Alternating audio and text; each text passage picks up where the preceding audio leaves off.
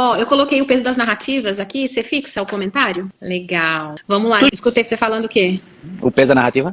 Escutei. Beleza, bora lá. Vamos, vai ser muito bom esse bate-papo hoje. Eu até imprimi aqui umas referências pra gente ir, porque não se perder, mas é muito importante a gente fluir aquilo que a gente já conversa, já fala, que é o quanto tudo tá nos influenciando. Já foi até uma pauta de conversa nossa, né, Vinícius? Sim, total. Sobre, que eu lembro que uma vez eu falei pra você, eu quero influenciar, você tá ligado, mas não tem como você influenciar sem ser influenciado, você é influenciado. Então sim, a gente vai pra esse lugar aí, acho que hoje... Legal. E pra vocês que estão chegando, que tanto... Você entender, ou me conhece, ou não me conhece, Thalita também. Qual que é a ideia aqui nossa? Por que a gente tá vindo a público aqui no Instagram e a gente não tá anunciando, não tá... É que, na verdade, a gente tá pegando o nosso tempo de bate-papo nosso e trazendo a público. E a gente não quer, pelo menos por hora, oficializar nada como compromisso rígido. Então, assim, não tem dia nem hora, de repente vai vir uma live dessa aqui pra vocês, tá? Porque é assim que a gente interage entre nós dois. E, então, assim, a gente não tem o dia certo da gente conversar. Então, tem momentos que durante a semana flui assunto e a gente começa a se aprofundar naquilo. Eu sou cavador do autoconhecimento, Thalita também. Então, assim, a gente tem sede por isso. E, na verdade, eu costumo falar o seguinte, que depois que você é fisgado por isso, você não consegue deixar mais, porque você fica como que, cara, como que eu não vou buscar demais, né, Thalita? É isso. Eu falo que assim, eu me vejo, e eu acredito que eu te identifico também, andando um pouco na contramão, principalmente desse movimento do digital, que quer entrar aqui com a visão da performance, eu preciso colocar conteúdo aqui, eu preciso causar isso, e assim, eu acho que a única intencionalidade, pelo menos a minha, é compartilhar conhecimento e incendiar corações com aquilo que eu sei que gera vida, sabe? Então eu acho que para isso não precisa de muito roteiro, nem de muito ensaio e nem de muita estratégia. Então esse momento eu resumiria nisso, sabe? Nesse desejo de colocar para fora aquilo que a gente sabe que tá dando certo, que funciona e que traz cura, paz. Então acho que maravilhoso. Isso você me fez lembrar aquele podcast que a gente fez uma vez, que a gente falava como que é a Thalita, né? Sendo Thalita, né? E é bem isso, não tem script. E é legal que eu tenho um momento da mentoria que eu faço uma pergunta assim: será que a gente consegue nos colocar nos ambientes dizendo assim, você me dá o direito de eu ser eu mesmo ou eu tenho que ser quem você quer que eu seja? Nossa, eu me pego nessa reflexão, assim, constantemente nas minhas interações humanas, sabe, Vinícius? O tempo todo eu olho assim e falo, putz, acabei de quebrar uma expectativa agora. Daqui a pouco eu olho e falo, nossa, acabei de quebrar outra, meu Deus. Só que posso te falar, não é fácil, tá? A gente precisa andar algumas milhas aí pra conseguir fazer isso com clareza, e não ficar adoecido, exatamente. Nossa, é muita coisa pra falar. A gente é isso, sabe? A gente começa nas reflexões profundas sobre uma coisa vai puxando a outra. Mas hoje a gente queria um pouco falar sobre esse movimento coletivo e quase que invisível de alienação, né? Que a gente vê. Sim.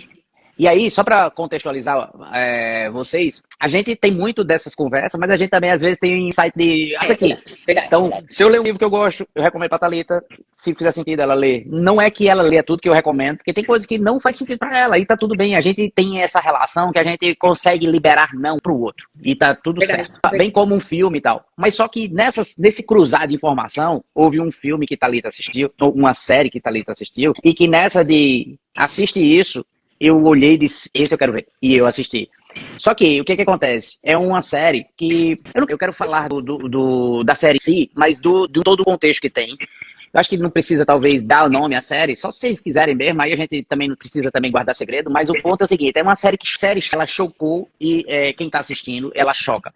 E a gente conversando, a gente sempre fala o seguinte, será que a gente ainda vai ver coisas, aberrações que isso ainda vai trazer? Nossa, isso já não me surpreendo mais. E eu já disse muito isso, tá? Eu já não me surpreendo mais, porque o mal, as coisas ruins, elas sabem ser excelentes no que é ruim. Então, assim, só que eu comecei a ver o seguinte, isso talvez seja uma coisa que vai nascendo problema aí, de eu já não me surpreender mais com as coisas ruins. E aí eu nem conversei isso com você, Thalita, mas eu quero trazer isso porque um dos motivos da gente estar conversando aqui hoje é fruto de uma série horrenda e que eu olho e digo assim, cara, isso é surpresa pra mim? Não, mas ao mesmo tempo isso ainda me choca.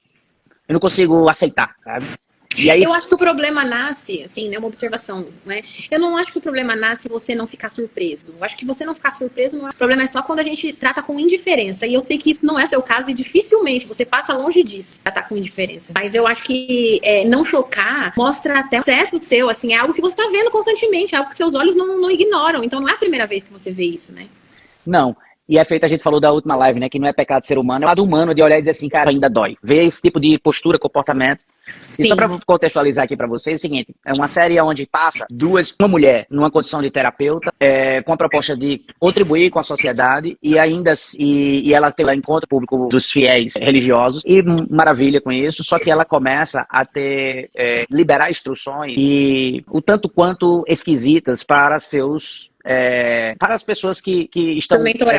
Seus mentorados, as pessoas que são assistidas por ela. A ponto de precisar haver uma intervenção policial aqui para conter uma violência, conter abusos infantis. E isso começa a gente escavar e a gente começa a ver algumas coisas. E por que a gente começa dizendo assim, né? O peso das narrativas. É que a gente assiste uma coisa dessa e a gente também é influenciado para tomar um veredito, né? Para que lado que eu vou?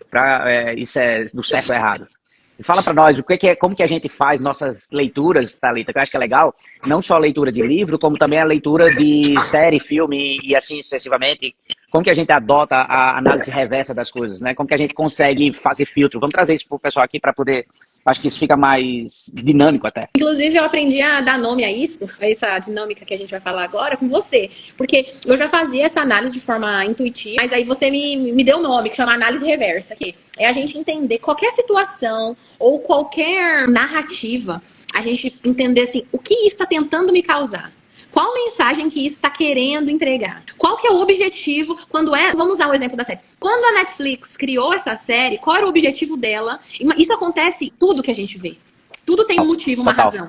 Né? Até porque todo peso de influência massa emocional, ele tem viés, não é neutro, né? E aí, se a gente não atentar para isso, a gente fica massa de manobra, a gente fica conduzido pela narrativa e a gente é mais, como você falou da alienação, né? A gente é mais manipulado do que o senso crítico de pegar e dizer, não, mas peraí, e eu? Como é que eu penso? Isso aí.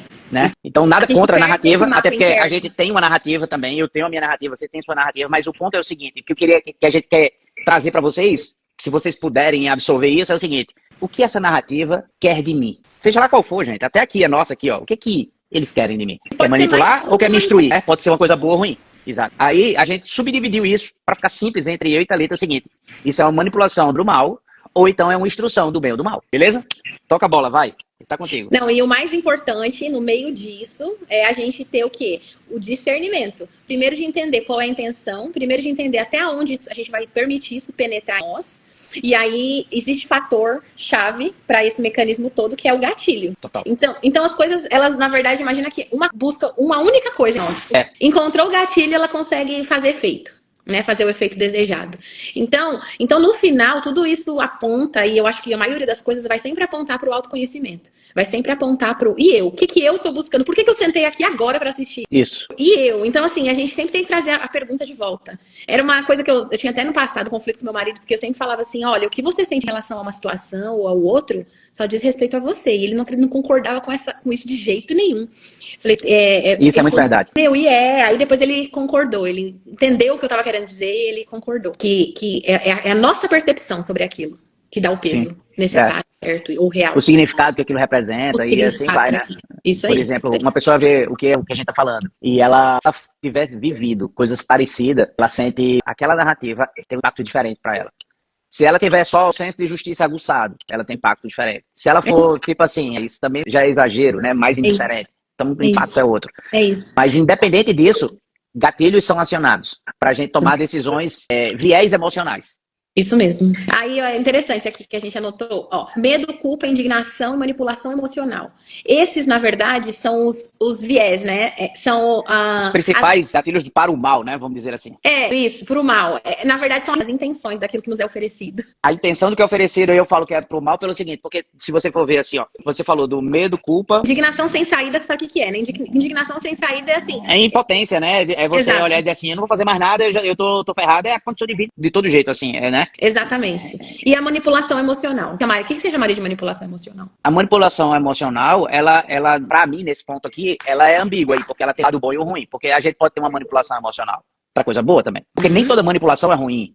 O ponto é esse, é que a narrativa, ela pode dar peso para algo ruim, onde talvez não seja só uma ambiguidade, né? E o ponto é que a gente precisa estar atento que tipo a que nós nos expomos as narrativas que tá aí pelo mundo, seja lá numa placa que a gente lê, numa propaganda que a gente assiste, num filme, seja lá for, numa conversa, existe algo sendo conduzido com as verdades que aquela narrativa tem para influenciar, para acionar os gatilhos que você falou. Eu quero entrar nesse ponto agora com você. Eu queria que a gente entrasse cada ponto com um pouco mais de profundidade. Vamos começar pelo medo. Tá.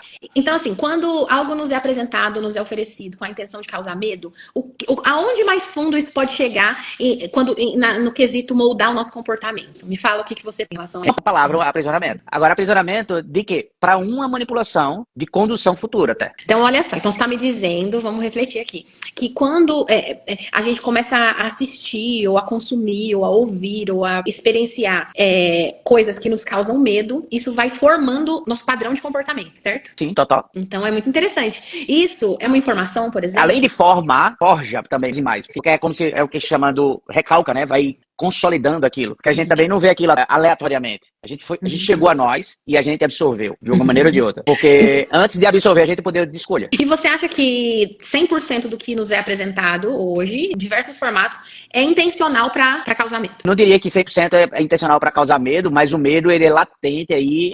Boa parte daquilo que está disponível é para trazer apreensão, medo, para trazer o encarceramento, para depois trazer a condição, porque aí existe uma síndrome chamada Estocolmo, a síndrome de Estocolmo, que você começa a ser amigável com o teu opressor, com aquilo que te aprisiona, porque você começa a atenuar as coisas. Não, mas se eu só ceder só isso aqui um pouquinho, o peso do malefício diminui talvez, mas é talvez, não significa dizer que vai diminuir. Eu já vi que esses comportamentos que a gente vê hoje, virou moda falar de narcisismo, mas é bem isso também.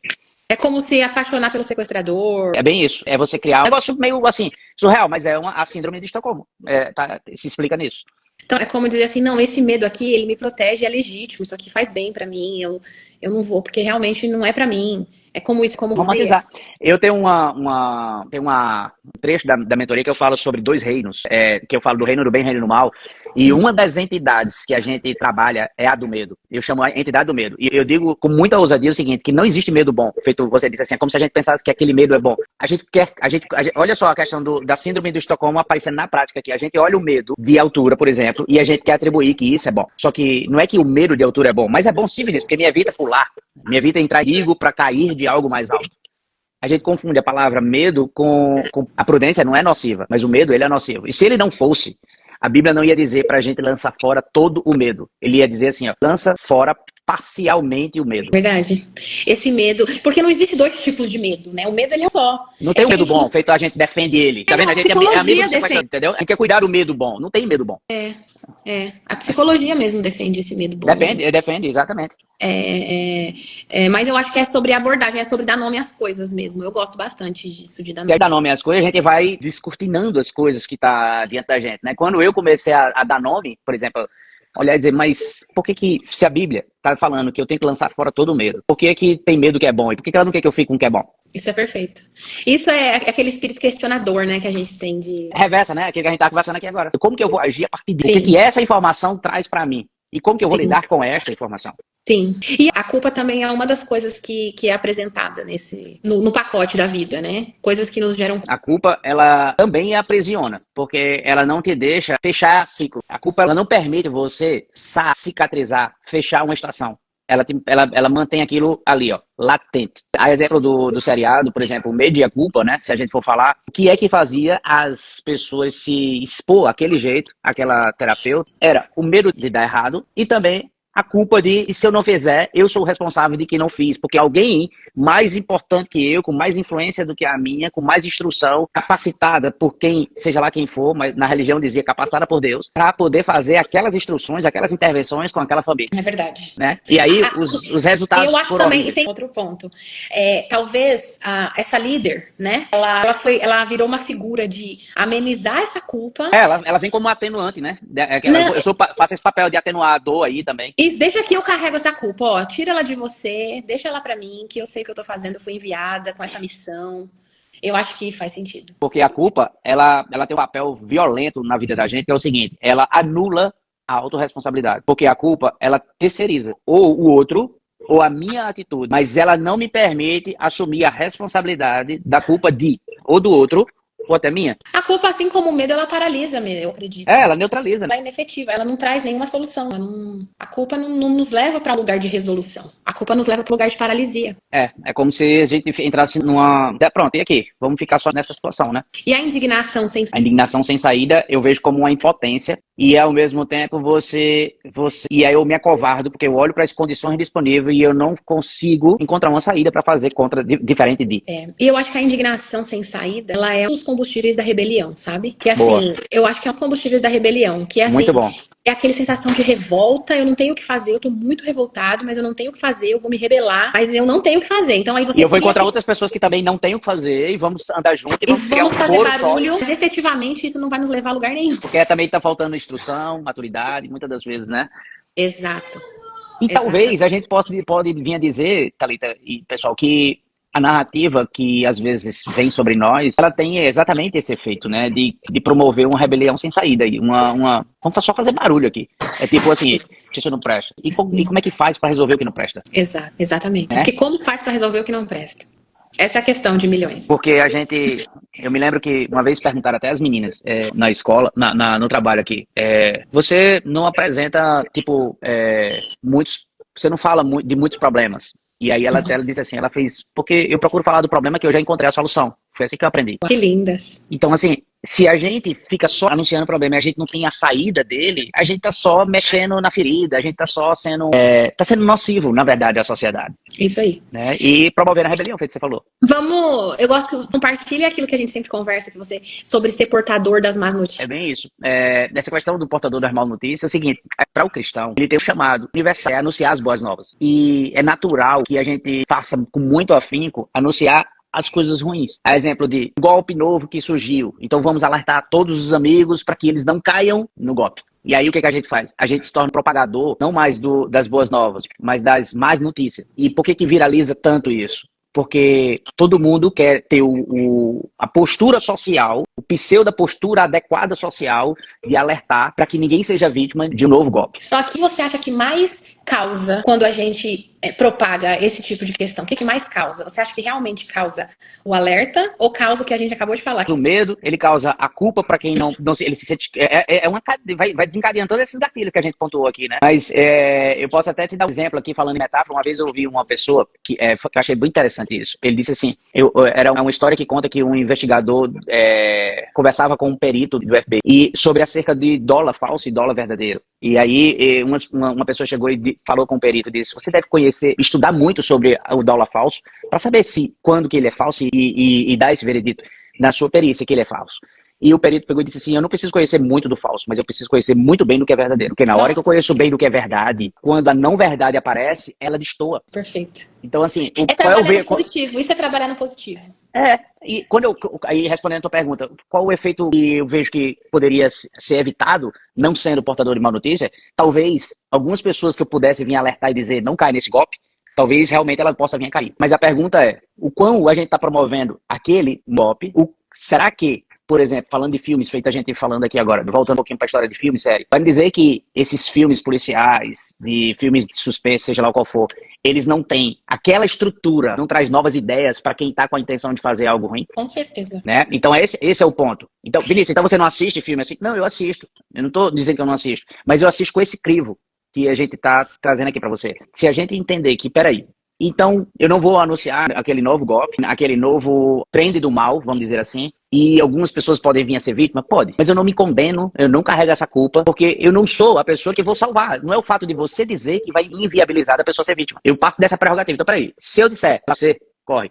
Quantas são as pessoas que você diz, não aposta em jogo, não aposta em cassino? Porque a probabilidade diz que só quem ganha dinheiro é o cassino. Tô dando exemplo. Mas aí que tá. E as pessoas querem fazer o aposta do cassino. Sabe aquela passagem que diz que o povo perece por falta de conhecimento? Eu acho que é sobre isso. Quando a gente tem conhecimento, como você disse, do que é bom, a gente identifica fácil o que é ruim, o que não serve. Pois Eu é. acho que quando a gente está cercado de princípios, ó, eu vou trazer o exemplo de criação de filho. Uma coisa que eu aprendi na educação da minha é que toda vez que eu dou ênfase para o que ela não pode fazer, eu dou luz àquilo, exato. Até porque o que é proibido é gostoso, é sedutor. Exatamente. Então, qual que é a dinâmica que eu tenho aqui em casa? Eu dou ênfase ao que é bom. Então, eu apresento o leque de possibilidades maravilhosas que a vida oferece. Tento proporcionar um ambiente mais sadio possível, para que quando ela esteja exposta ao que não é bom, ela identifique fácil. Peraí, isso aqui não faz parte da minha vida. Isso. E é muito legal que a gente conversou sobre isso, né? Como que a gente vai abordar essas coisas horrendas que a gente tá vendo, sem que a gente o promova, né? E ao mesmo tempo não deixe de falar, porque de uma maneira ou de outra, a gente precisa pegar o cerne da questão como um alerta, e não deixa do que a gente tá fazendo aqui. Porém, como que a gente encara isso? Qual é a ótica que a gente precisa ver aquilo para que a gente não seja manipulado pelas estruturas neastas de trazer mais audiência? Vinícius, eu acho que assim, o ponto-chave que a gente não falou é a sabedoria, né? Eu acho que a chave para todas as coisas é a sabedoria. Eu acho que quando a gente busca se encher e acessar dessa sabedoria, eu acho que esse caminho aí fica muito mais fácil de percorrer, né? Sim, total. E como é que a gente exercita essa sabedoria? Vamos trazer isso para a prática, Thalita, para a gente fechar. Sim. Uma das coisas que eu acho que seria legal é o seguinte, a gente sabe que a live não foi avisada, tem algumas pessoas aqui, eu não sei se estão assistindo ainda, mas é legal a gente saber o que vocês... É legal a gente saber o que vocês, se está pegando vocês, e o que faz sentido, não faz. E você que vai assistir gravado, comenta também, porque a gente vai estar bem dedicado a interar com vocês. A gente não quer só trazer isso entre nós, é que a gente quer abrir, tipo, como um fórum de discussão para isso. Então, fala para nós aí, Thalita, como que a gente aplica a sabedoria? O que é sabedoria? Bom, eu vou trazer dentro da minha percepção de sabedoria, que é... Dentro da sua sapiência. Porque, gente, se vocês forem falando, imagina só, às vezes uma palavra puxa o fio de uma discussão, né? De um outro. Então, o que a gente propõe aqui é a gente se aprofundar nos pontos. Então, por isso que a gente está aqui estimulando para que você fale também. Não só eu e Thalita, mas vocês possam vir interagir de alguma maneira também. Se tem dúvidas, se está fazendo sentido, se vocês são manipulados naquilo que vocês se expõem, se vocês não são, se vocês têm já o crivo de fazer isso, se não tem, por que não fazer, né? Fala aí o que é que vocês pensam. E vai, Thalita, toca a pau. Não, então, a gente tá falando sobre a sabedoria, né? Eu acredito que a sabedoria é uma pessoa de Cristo. Então, eu acredito que quanto mais eu mergulho em conhecer a Cristo, mais sabedoria eu encontro. Para tudo nessa vida, para todas as ações práticas, tudo que realmente importa e é essencial, eu encontro resposta conhecendo a Ele. Então, esse é assim, meu veredito sobre sabedoria. E aí, se a gente for, né, estender um pouco mais, a gente entende que a sabedoria ela é manifestada no comportamento, na percepção, no pensamento e nas emoções. Total. E nessa parte que a gente falou sobre assistir alguma coisa, peraí. Pessoa. Sim. Fala pra mim sobre como que a gente poderia explicar e trazer uma experiência para quem está assistindo, essa questão sobre essa exposição da manipulação e fazer esse crivo do que é certo, do que é errado, como que a gente vai agir a partir de... Se isso faz sentido para a pessoa e ele está querendo entender isso, como que a gente explicaria isso? Quando a gente estava planejando essa conversa aqui, a gente listou 3 fatores aqui práticos, a gente poder identificar quando algo está querendo nos roubar da verdade. Então a gente colocou aqui. Então discernimento é sobre discernir o que está acontecendo, que aí entra naquela análise reversa que a gente conversou, né? Então, tipo assim, discernimento. Eu preciso discernir qual foi a intenção dessa filme, disso que me foi apresentado chegar até aqui. O que isso está gatilhando dentro de mim? O que é verdade, o que é manipulação aqui? É discernir, sabe? Colocar cada coisa no seu lugar. Dar o pingo nos i, né? Que chama. Isso aí. A outra questão, a responsabilidade pessoal de fazer qual é isso aqui? Muito bom. Porque se isso bateu na minha porta, o que eu faço a partir disso, né? O que isso me diz respeito? E a maturidade emocional é tudo que nos é apresentado nos gera certa emoção. Só que essa emoção não pode pautar nossa decisão, nossa análise, nosso veredito. A gente não pode ser pautado nessa emoção, meu ver. A gente tem que ser pautada num posicionamento maduro, discernido, responsável. Total. Aí, talvez a gente possa estar pensando assim, né? Poxa, mas toda vez que eu for fazer alguma coisa, me expor a alguma coisa, eu vou ter esse crivo. Não é que a gente pode fazer isso ser mais leve. A gente não tem esse checkpoint. Só que a gente faz... O que eu digo a vocês, assim? Às vezes até eu rodo esse checkpoint, sim. Né? Peraí, deixa eu ver isso. Mas às vezes vem de forma muito natural. É com pergunta. Como que a gente pode fazer pergunta, né? Acerca daquilo que estão nos falando, do filme que estamos assistindo, do buchicho do momento, acerca de, seja lá o que for, gente. É política, é discussão, aquelas coisas. Vinícius, até nossas relações interpessoais, até o lugar que a gente frequenta, até a ligação que a gente recebe. Eu acho que quando a gente parte para o princípio de uma vida mais consciente, tudo precisa passar por esse filtro. Isso. Porque senão a gente cai naquele modo automático, sabe o que eu penso? Se a gente passar a se perguntar um pouquinho mais disso, a gente vai se conhecer, se desenvolver e amadurecer muito mais. Total, com certeza, não tenha dúvida. E assim, isso para nós é libertador. Eu falo para nós porque a gente comunga dessa mesma ideia. Eu sei que é papo tanto quanto filosófico, porém, por que não dar mais vazão a esse papo filosófico, né? Porque são nessas rodadas filosóficas, vamos dizer assim, que abre-se o entendimento e a expansão da consciência para algumas coisas. Verdade. Porque se a gente simplesmente vê o que vê por ver, lê o que lê por ler, fazer o que faz por fazer, a gente não está conduzindo, a gente não está gerindo a condução das nossas escolhas, da nossa própria vontade. E é muito comum isso. Hoje a gente já consegue escolher muita coisa. Outrora, eu me lembro que, voltando para a história de filme, essas coisas, antigamente nem tinha série, né? Mas assim, outrora a gente assistia o que a Globo queria que a gente assistisse. Porque só tinha aí essa opção. E aí a gente foi libertado por isso. A Cabo pegou e disse assim, aqui ó, tem vários canais e vocês podem escolher agora quais os canais você pode assistir, mas não pode escolher a programação. Então a gente sempre estava preso à programação. Porque eu posso escolher o canal de esporte, mas a programação que eu vou assistir está disponível naquele horário. Então a gente fazia programação, agenda. Nossa, tal dia vai ter aquilo e eu vou ter que estar disponível, vou ter que estar em casa para assistir não sei o quê. Já hoje é diferente. A gente não só escolhe o canal que a gente quer assistir, como também o conteúdo. Mas eu quero ver tal coisa e não o momento. Mas a gente consegue fazer o filtro de tudo. Nossa, é verdade. Se a gente vai para uma reflexão filosófica disso, tá muito mais fácil. Agora, o ponto é, o que a gente está escolhendo é o que você falou no começo. Isso está forjando a gente, isso está moldando a gente. E o que é que a gente está, se nós estamos nos expondo. Às vezes eu estava conversando com minha filha, porque eu faço muita análise, até pelo meu trabalho. E aí eu me exponho um pouco, eu vejo coisas mais, vamos dizer assim, que talvez eu diria que não deveria ver. Eu ia por esse extremo aí, não deveria ver. Mas assim, aquilo expõe, onde a gente aquilo está nos afetando. E se a gente não tiver esse crivo da análise, a gente não toma cabo da situação e dizer assim, peraí, é para esse lado que eu vou. E é assim que eu vou agir, se não for na sociedade, mas pelo menos pensando e agindo a favor disso na minha vida. E que isso, inevitavelmente, vai impactar a sociedade. Vinícius, sabe que a mesma coisa acontece na rede social, né? Não vamos nem muito longe, assim. A rede social, eu tenho exercitado muito o ser ouvinte, né? Então eu ouço muita gente. Então o que acontece? Uma queixa, assim, muito, muito comum é, eu tô perdida, eu tô sobrecarregada. Porque fulano tá vivendo isso e eu tô vivendo aquilo e eu não consigo viver isso. Aí eu faço uma pergunta assim, quanto tempo você usa de rede social por dia? Não sei. Tipo, a cada hora eu olho uns 10 minutinhos. Então, assim, a gente tá se intoxicando desse monte de informação, desse monte de e tudo que saiu, eu deveria não só dizer a fonte, mas mostrar, mas eu não tenho ela aqui pra gente ganhar tempo, mas tudo que saiu na faculdade de Stanford, dizendo que não existe o malefício das redes sociais nesse aspecto de quão a gente fica refém, não é o quanto que se consome, do pouco ao muito já é nocivo, e assim, tanto que é tão fácil, tá tudo na nossa mão, então a gente pode começar a scroll aqui e de repente fazendo projeto, por exemplo. E de repente você para um pouquinho aquele trabalho, projeto, e você volta para o scroll de novo. Então, se você vai ver o quanto que tá a aba aberta, você vai olhar e dizer assim, cara, eu tô mais refém do que eu imaginava tá. Com certeza. E eu não tô falando, eu me incluo, tá? Eu tô falando isso de todos nós. Eu não sou ET, eu tô vendo, eu tô na rede social também. Eu também. Mas diariamente, aí que vai ficando insuportável você fazer isso quando você tem consciência, né? Porque a gente faz, mas a gente, pelo menos me dá um desespero, falo, não, preciso desintoxicar. Sabe um exercício que eu tenho feito? Você sabe que eu sinto, às vezes, quando eu tô assim, eu sinto como, juro pra você, uma pressão no meu crânio, assim, no meu cérebro, como se tivesse algo encolhendo, assim, apertando. Sim. Fisicamente eu sinto essa pressão. Sim. É muito forte nessa experiência. Sabe uma coisa que eu tenho feito como exercício? Eu tenho largado o celular em alguns lugares. Tipo assim, cara, eu quero ver o quanto que eu consigo ficar longe de você, sabe? É tipo isso. Você faz teste com ele? Eu faço teste comigo mesmo, eu digo o quanto que eu consigo ficar longe de você. Porque ele tem como um imã, né? Ele tem que estar perto e ele tem que estar ligado, você tem que estar olhando pra ele. Ele quer a sua atenção plena.